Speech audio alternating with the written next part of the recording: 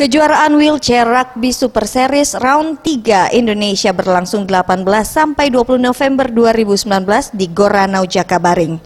Asisten Pemerintahan dan Kesra Ahmad Najib mengatakan pemerintah Provinsi Sumatera Selatan siap memfasilitasi berbagai pertandingan, terutama di Kompleks Olahraga Jakabaring. Dengan semangat olahraga ini dapat menyatukan perbedaan serta mengetahui perkembangan olahraga di negara lain.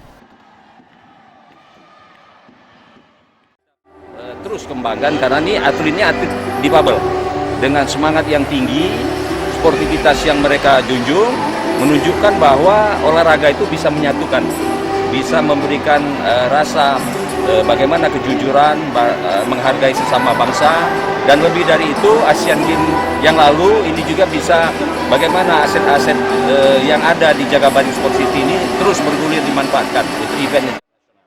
Dengan seringnya menggelar kejuaraan di Komplek Olahraga Jakabaring ini mampu mendongkrak pendapatan pengelolaan kawasan tersebut. Tim Liputan Sriwijaya TV.